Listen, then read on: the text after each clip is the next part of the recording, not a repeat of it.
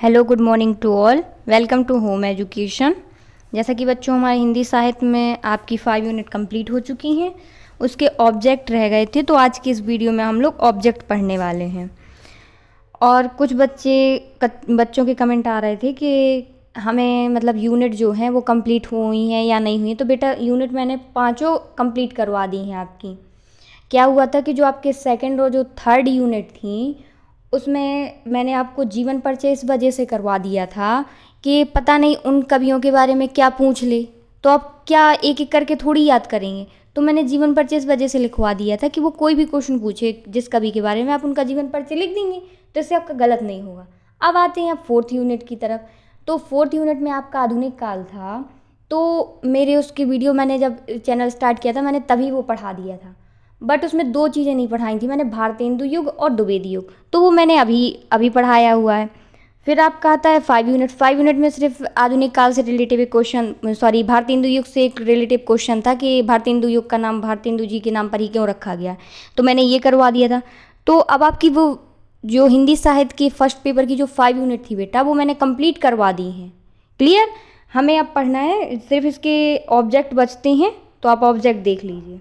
चलिए, तो आपका पहला ऑब्जेक्ट है कि जो आधुनिक युग की मीरा हैं वो कौन है।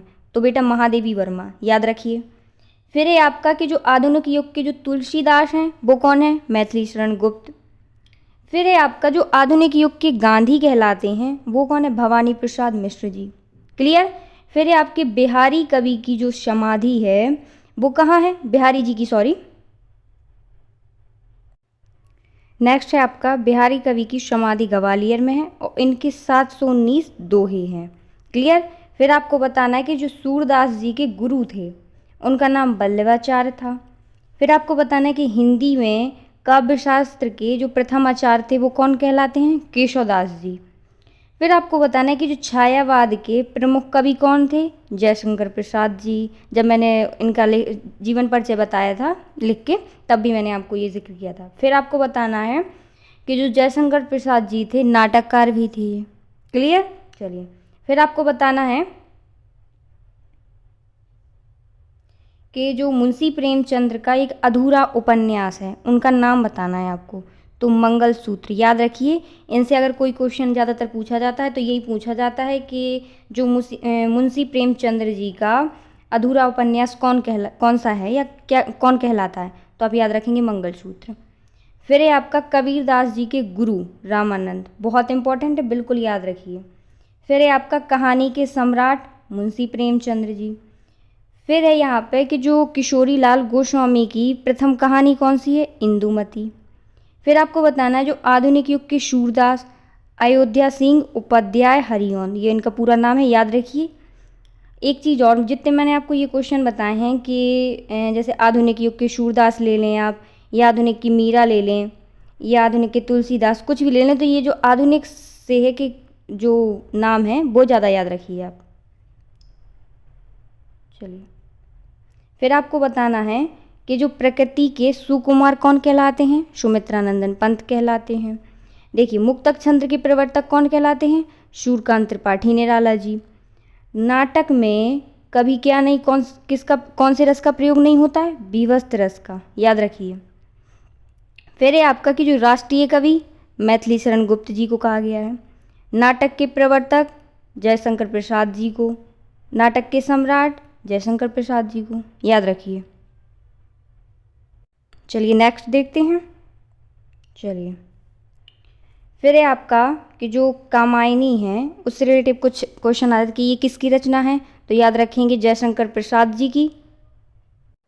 चलिए, ये जो जयशंकर प्रसाद जी की जो कामायनी रचना है ये अंतिम काव्य रचना थी। कब लिखी गई थी, 1936 में। डेट याद किए रखिए आप इसकी। और ये कामायनी क्या है, लोकप्रिय महाकाव्य भी है जयशंकर प्रसाद जी का। फिर इसमें जो पात्र होते हैं, इसमें पात्र क्या क्या थे, देखिए, मनु, श्रद्धा, इड़ा।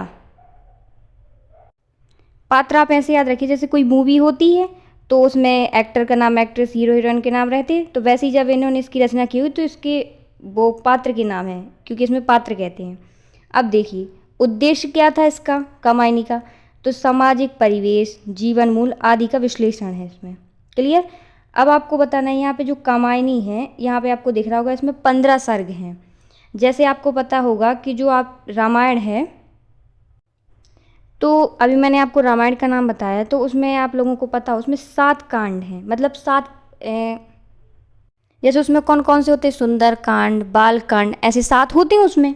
तो बेटा उनको बांटा गया तो उसको कांड कहते हैं। जैसे अपनी बुक है कोई, तो कह देते हैं इसमें 7 पार्ट हैं या 8 पार्ट हैं, तो पार्ट के रूप में हम लोग डिवाइड किए रहते हैं।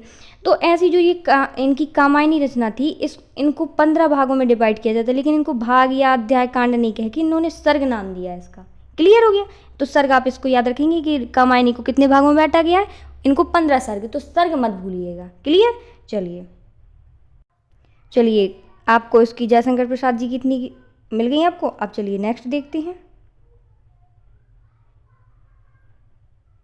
ये देखिए, फिर है आपका कि जो भारतेंदु जी की क्या थी, गज़लें थी, वो किस भाषा में देखिए लिखी गई हैं। तो बेटा ये उर्दू भाषा में लिखी गई हैं। तो ये तो हो गई बेटा आपकी भारतेंदु जी की। आप एक चीज़ और याद रखिए, जैसे पूछ लिया जाता है कभी कभार, जो मीरा जी की रचनाएं थी उसमें किस भाषा का अधिक प्रभाव मिलता है, देखने को मिलता है, तो याद रखेंगे ब्रज भाषा का। क्लियर? फिर आपको बताना है कि जो भारत भारती के लेखक थे या रचनाकार थे, कौन थे? मैथिली शरण गुप्त जी। रचनाकार ज़्यादा आता है, लेखक आप ध्यान मत रखा करिए। फिर है आपका कि जो साकेत के रचनाकार, देखिए रचनाकार मिला ना आपको, तो इसके कौन थे? ये भी मैथिली शरण गुप्त जी थे। फिर बताया है कि जो तार सप्तक हैं, देखिए बेटा जो तार सप्तक थे इनकी संख्या क्या थी बेटा? 4 थी। और ये जो प्रथम तार सप्तक कब लिखा था? 1943 ईस्वी में। ये जो तार सप्तक 1943 में क्या हुआ था बेटा? प्रकाशन हुआ था। और ये लिखा किसने था? अग्गे जी ने। इनका पूरा नाम होता ना सच्चिदानंद हीरानंद वात्सायन अग्गे, तो आप इनका पूरा नाम यूज़ किया करें, तो आपसे क्या होगा, इससे याद बना रहेगा। मैंने शॉर्ट में लिखा है। फिर नीचे देखिए लिखा है कि ये 7 कवियों का संग्रह है। जब ये प्रथम तार सप्तक, तो जो आपका ये प्रथम तार सप्तक है, इसमें 7 कवियों की रचनाओं का प्रकाशन हुआ था। याद रखिए इसमें 7 कवि थे। क्लियर? अब आपको बताना है, इसमें मैंने अभी एक का ही बताया, मैं आगे नेक्स्ट पेज में आपको बता दूंगी इनकी चारों की संख्या, क्योंकि ये पूछ लिए जाते हैं, ये ज़्यादा इंपॉर्टेंट है आपके लिए। चलिए,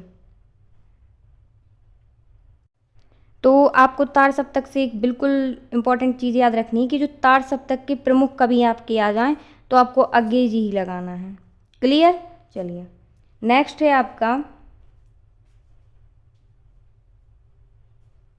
चलिए कि जो रहस्यवाद की कवित्री थी वो कौन है? तो महादेवी वर्मा जी थी। अब देखिए इनकी रचनाएं हैं कुछ बहुत फेमस हैं, नीरजा, यामा, दीपशिखा। ये किन्होंने की थी? महादेवी वर्मा की रचना है। ये ऐसे पूछ ली जाती हैं कि ये नीरजा जो है किस रचनाकार की लिखी गई रचना है, तो बताना पड़ेगा आपको महादेवी वर्मा। मतलब मिलेगा आपको, ऐसा नहीं कि नहीं मिलेगा, तो इनकी एक न एक पूछी जाती है। अब कौन सी पूछी जाती है वो आप देख लो, तीनों इंपॉर्टेंट है ये। फिर आपको दिख रहा होगा बवई ग्राम होशंगाबाद जिला है। तो और फिर है यहाँ पे देखिए कर्मवीर पत्रिका का प्रकाशन, साहित्य देवता की जो रचना है वो किन्होंने की गई थी बेटा? वो की थी माखनलाल चतुर्वेदी जी ने। ये तीनों क्वेश्चन इन्हीं के बारे में है।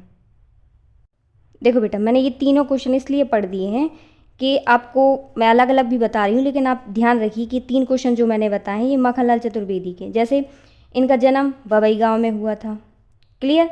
फिर है जो आपका कर्मवीर, तो ये क्या है, जो माखनलाल चतुर्वेदी बवई ग्राम के थे, होशंगाबाद जिला के, ये क्या अपने मध्य प्रदेश के थे। तो ये ज़्यादा इंपॉर्टेंट माना जाता है कि अपने मध्य प्रदेश से एक कवि आ जाए तो ज़्यादातर माखनलाल चतुर्वेदी जी का ही पूछा जाता है। क्लियर? फिर ये इनका एक क्वेश्चन आता है, जो कर्मवीर पत्रिका का प्रकाशन कहाँ पे हुआ था? जबलपुर में हुआ था। और इसके और कर्मवीर जो पत्रिका के संपादन कौन कहलाएंगे? माखनलाल चतुर्वेदी जी।